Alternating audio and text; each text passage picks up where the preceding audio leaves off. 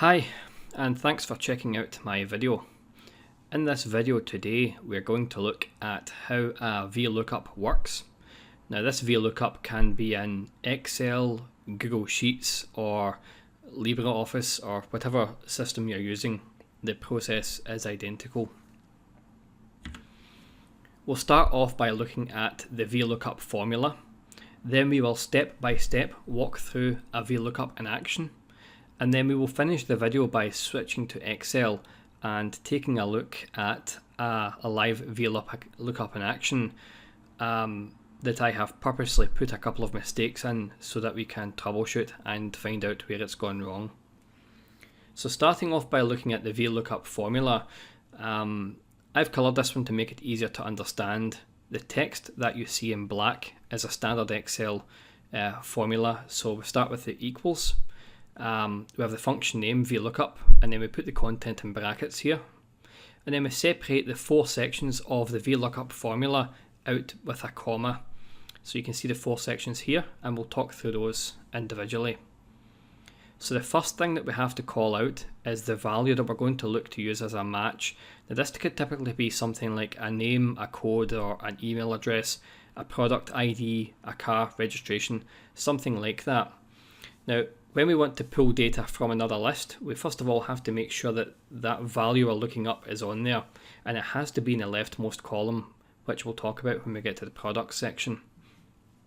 So that first one, the lookup value, has to be the commonality between the two lists that you want to use to make a match and pull the value across. The second area is the range we're going to look up. So you want to pull a value back from another range of data. You have to either put the range in here or name the range and put the name in. Now I always recommend naming the range. It makes it much easier to understand and manage. And in the example that I've named the range products, and it's a simple example with two columns, product names on the left and a price on the right. And you want to make sure that the value that you're matching on the first section here, so in this example in cell A2, is in the left of the products column or table range of cells. Okay. The third section is what column from that lookup range do you want to return? So we've got that table of products, but what column from that table do we want to pull back into the cell where this formula has been housed? And in this example, it's the second one. It's the second column, and that will make much more sense as we walk through the step-by-step process. And the last section here is whether or not you're looking for an exact match or an approximate match. Now, in almost all cases that I use a VLOOKUP, it's going to be set to false, and what false means is I'm looking for an exact match. So if I am looking for code ABC123 and I don't have ABC123 on that list, it's going to return an error message because I've put false here. If we put true, it'll try and get a similar match to return a value. In my professional career, it typically isn't always a value that you can rely on, and I much prefer to always stick with false at this part of the VLOOKUP and diagnose any problems as I come to them. Let's walk through the step-by-step example. So on the right I have the formula here, and on the left I have a table of data. Now this formula that you see I've put into cell C2 on this table. And what we're going to do is go through three stages here now of doing the first step, the second step, the third step. And this one's always going to be false for me, so I'm not going to cover that in any detail. So the first thing we're going to do is so our formula is in cell C2. And the first thing we're doing is the lookup value is in cell A2. So the lookup formula will look at cell A2. The value is bread. Okay, so at this point, the value in A2 is bread. It then jumps onto the named range, or the range of cells where we're doing a lookup from, which is products. And on the left hand side, we can see the named range, which is products, and that's what I've put in the blue border. Now, what it's going to do, the value in A2 is bread, so it's going to go down that list, the leftmost column on that list, and it's going to look for an entry for bread. And it can see down there that bread is in that table, so it's going to see that. So once we've identified in the second section the value that we're matching, the third section is to identify what column we're going to return. So in this section, the products section, where we looked up the range, we found bread. And now that row has various columns, and the columns are numbered 1, 2, 3, and how many columns you have in that range. And then I've put in 2, which means we want to return the second column, which is the price.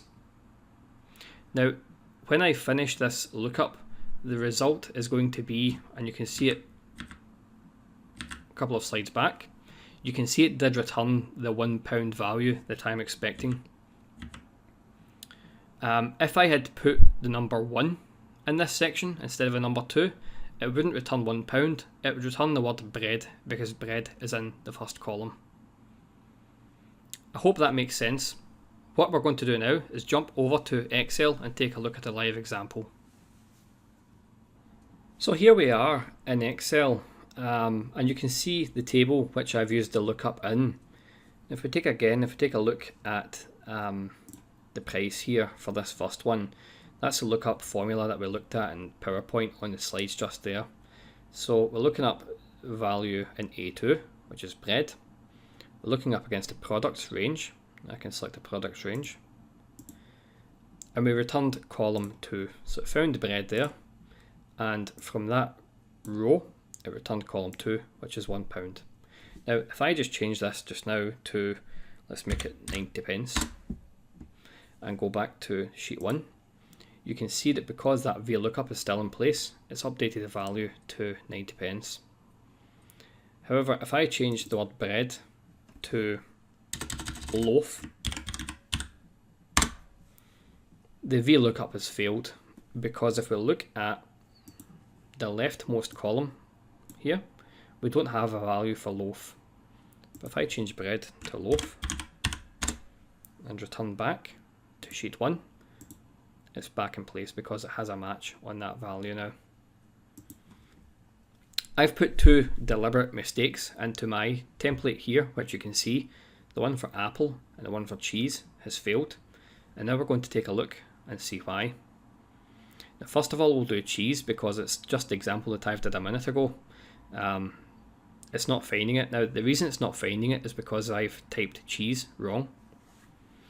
So if we go to sheet 2, we can see that cheese is there with 2 E's, as it should do. But on my template, it's only got 1 E. Now, I can fix that by putting in another E, and that's intact. But I'm going to undo that. And let's say that we were dealing with a list of hundreds or thousands of records, which is where VLOOKUPs come into their own. One thing I would recommend doing is, if we say, why is that not returning, is copy the value like this, go to the range of cells where you're doing the VLOOKUP from. Now you can do a find. Now you can do Control and F on your keyboard, or you can do find and select up here. Just paste in your value and press find, and you can see there it didn't find the value for cheese with 1 E, and that's the reason that's failed. So we can put an E in there and fix that one. That's easily done.